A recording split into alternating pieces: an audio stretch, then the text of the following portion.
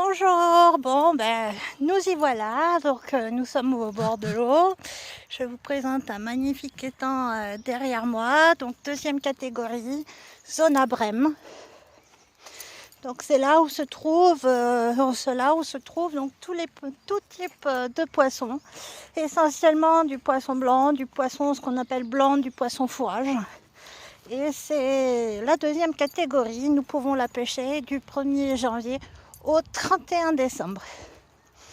Comme vous le savez tous, aujourd'hui, il y a 2 jours, c'était le 27 avril, donc le jour de l'ouverture de la pêche au carnassier. Je n'ai pas pour habitude de faire l'ouverture spécialement l'ouverture de la pêche. Mais aujourd'hui, j'ai décidé de vous amener avec moi un petit peu à la pêche.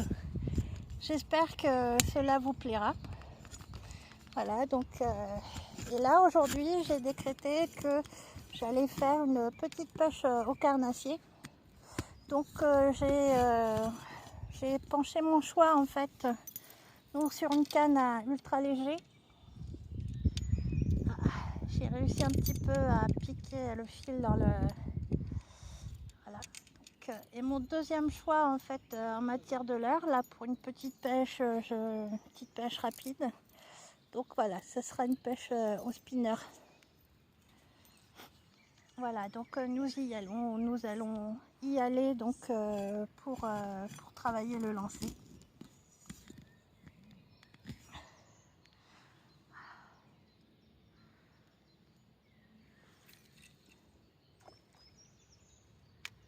Voilà.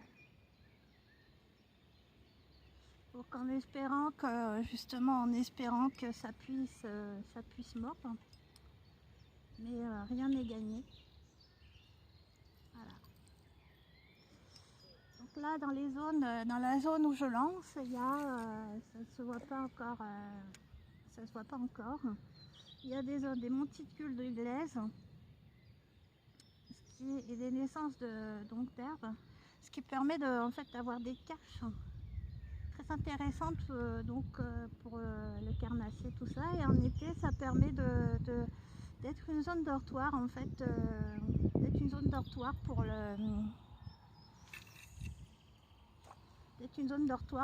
tous les poissons, essentiellement surtout les carpes. Voilà. Sur un étang, sur une gravière comme ça, puisque là ce qu'il y a dedans c'est de l'eau de source.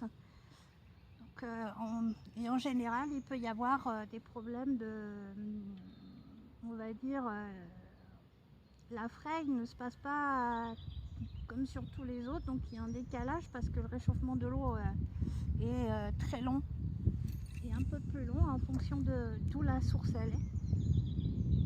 Il faut qu'au moins l'eau soit à 16 degrés pour pouvoir, il faut que l'eau soit à peu près à 16 degrés au moins pour pouvoir justement avoir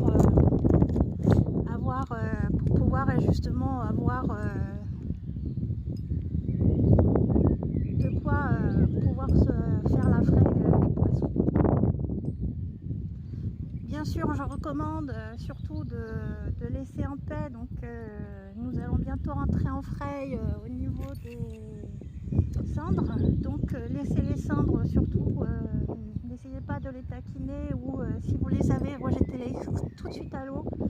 Parce que s'ils sont assez agressifs très rapidement, c'est qu'ils défendent des nids. Donc, il faudra faire en sorte justement de pouvoir les laisser pour qu'ils puissent retourner au nid pour défendre les petits si on veut avoir d'autres générations.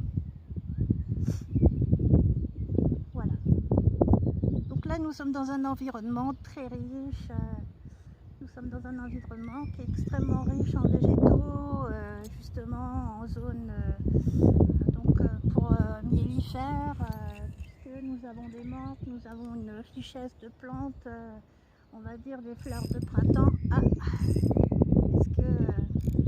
Nous avons des fleurs de printemps, donc j'ai une tape. Nous avons des fleurs de printemps, après nous suivis par des fleurs d'été. Voilà, donc suivi après par des fleurs d'été, donc c'est vrai que ça peut être intéressant. C'est intéressant et souvent donc sur cette prairie qui est derrière moi, donc qui entourent justement cette gravière. Il y a très souvent, donc on peut voir des abeilles, il y a une activité qui se fait naturelle. Voilà, ici en fait sur cette gravière, donc ça fait, la personne a travaillé, donc c'est plus de 20 ans de travail. Plus 20 ans de travail, plus 20 ans de recherche. Donc pour faire l'alimentation, pour faire un écosystème, on va dire vraiment homogène, qu'il n'y ait pas de problème écologique et sanitaire sur les années. Donc ici, nous avons une symbiose entre les microparticules et jusqu'à la grosse particule, donc qui sont et ainsi que les végétaux pour tous les poissons. Nous avons des poissons qui filtrent l'eau, nous avons aussi des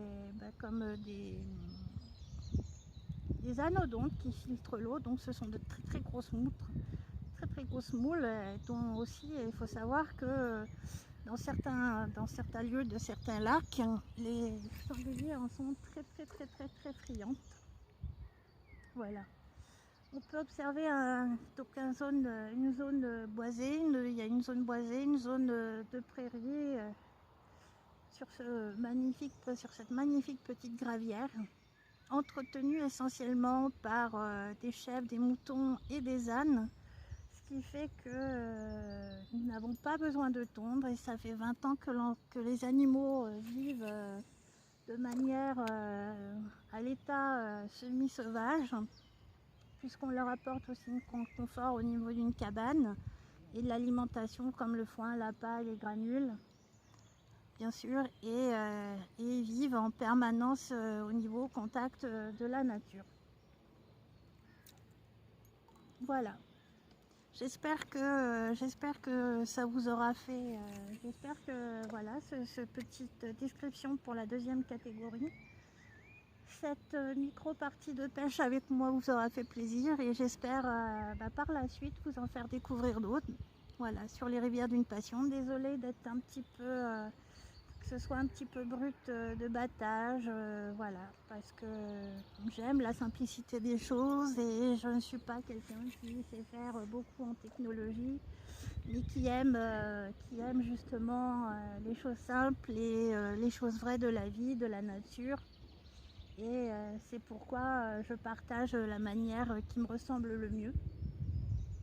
Voilà, donc les convictions des rivières d'une passion, c'est le partage, l'échange, la communication, le respect bien sûr, et l'apprentissage de la pêche, de la nature. Et on peut dire aussi du jardin. Voilà. Alors je vous dis à bientôt sur les rivières d'une passion. Ciao ciao les amis!